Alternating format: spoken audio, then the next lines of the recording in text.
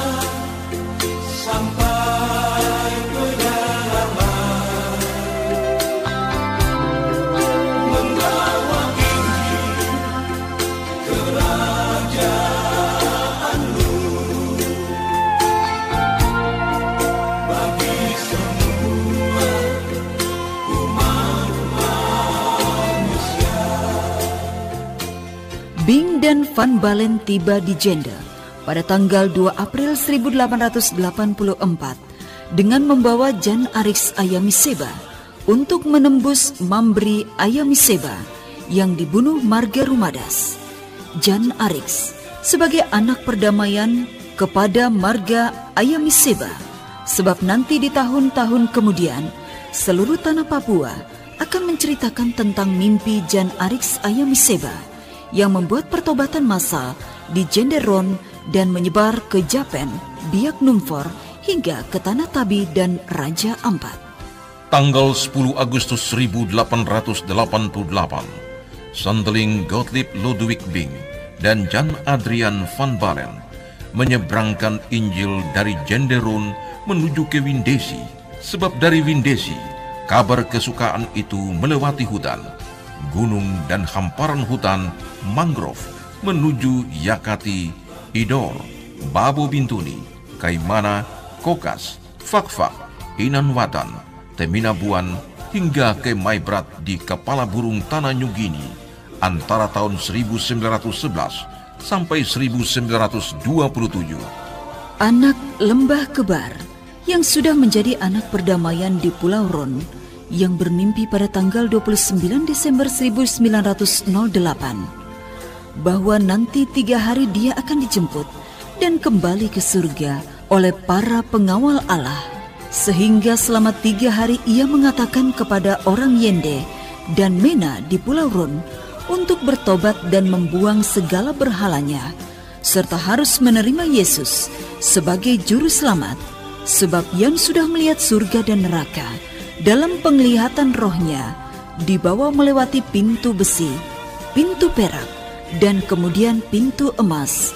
Dan pada saat Yan meninggal, Nyora Apiteleu melihat ada 2 makhluk aneh yang bersayap berdiri di tempat lonceng gereja tua Bing Kerk Cende, membunyikan lonceng pada jam 3 dini hari. Dan ia juga melihat tangga emas yang turun dari surga tepat di atas bumbungan rumah Jan Arik Ayamiseba. Dan pada saat itulah meninggallah Jan. Ketika paginya, pada tanggal 1 Januari 1908, seluruh orang Ron di Jenemena membuang segala berhalanya, mengguntingkan rambutnya, dan bertobat secara massal tanpa dipaksakan. Pada hari Sabtu 14 Maret 1908, tibalah sendeling Derek Bernard Strandberg di Jenderon dan disambut gembira oleh seluruh penduduk yang berpakaian putih dan berbaris sepanjang pantai. Baik anak-anak, tua muda, perempuan dan laki-laki. Kini sudah datang harapan baru bahwa Injil itu mengalahkan kuasa para mambri, roh-roh penyesat, perbudakan, perampasan hak, dan masuk menembus seluruh sukma kehidupan orang Papua di seantero belantara tanah New Guinea. Hari menyampaikan berita kepada hari, bulan dan tahun, masa-masa pertobatan orang Papua terdengar di mana-mana. Banyak orang yang datang dari Yapen, Yaur, Kuatisore, Mambor, Hariti, Napan Weinemi, Teluk Wondama, Teluk Bintuni, dan Injil itu mulai menjalar seperti kata-kata Tertullianus, tokoh gereja. Semakin dibabat, semakin merambat. Tanggal 1 Desember 1908, Guru Alexander Apitulei dan Baldus Ayamisheba membawa Injil ke Wasior. 10 Maret 1909, Mester Yosef Ayamisheba tiba di Ramiki, Kaibi. Sander Ayamisheba dan Matius Tita Pasanea di Mie, Esak Hitipeu dan Yosef Ayamisheba di Raisiei, 14 Juli 1910. Stephen Ayamisheba di Ambumi, 1910. Martin Jacob Leverisa dan Stephen Ayamisheba di Tandia. Sugondo di Kubiari, Thomas Rikumahu di Sobei, Jacob Martin Leverisa di Dusner, Cornelis Ruhukael di Iriati, Petrus Pelamonia di Rakua Dotir, hingga Korai Dusen Joteni di Udik Kali Wosimi. Gempa bumi yang dahsyat menyebabkan gedung gereja di Jende rusak pada tahun 1916. Maka pusat Zendeling dipindahkan ke Bukit Kamadiri Windesi dan Starenburg menetap di sana. Namun pada tahun 1917, Starenburg memindahkan pos Zending dari Windesi ke Bukit Aitu Merimie, Teluk Wondama, sebab dari hasil pertemuan dengan marga Ramar suku Maniwak, pemilik Bukit Peradaban itu, maka akan dibuka asrama dan sekolah pertukangan pada tahun 1919. Tibalah Zendeling DC About membuka sekolah pertukangan dan mempersiapkan bangunan sekolah, rumah guru, rumah gereja Mie, dan pekerjaan itu ditangani oleh anak-anak asli Wondama di bawah pimpinan tukang dari Sangihe Talaut, Bastian Lano, yang anak-anaknya bernama Andi Ayamiseba, membentuk grup band legendaris Black Brothers. Setelah semuanya sudah dipersiapkan, maka pada tanggal 25 Oktober 1925, tibalah tokoh pendidik dan pemersatu bangsa Papua, Domini Isaac Samuel Kenya, bersama 35 anak sekolah Normale School yang dipindahkan dari Pulau Mansinam ke Bukit Aitumeri, Mie, Teluk Wondama. Dan sejak saat itulah, Mie menjadi pusat pendidikan dan peradaban orang Papua, sebab anak-anak Papua datang dari seluruh tanah ini untuk dididik di sana, menjadi guru sekolah dan guru jemaat, supaya ketika tertentu mereka pulang, membangun jemaat, kampung halaman, dan tanahnya sesuai dengan apa yang dikatakan Kenya. Bangsa ini akan bangkit dan memimpin dirinya sendiri.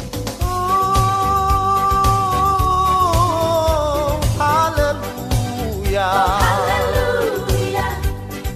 Inilah puji-pujian kami. Pujian kami. Anak-anak negeri Papua, negeri yang indah dan permai. Dalam bulan Februari 1924, terbentuklah 11 resort yang pertama di tanah ini. Maka resort Mieiron adalah salah satu resort-resort tersebut, sebab sejak konferensi Zending yang pertama di Mansinam, 23 Maret 1868, hingga konferensi terakhir di Kuawi Manokwari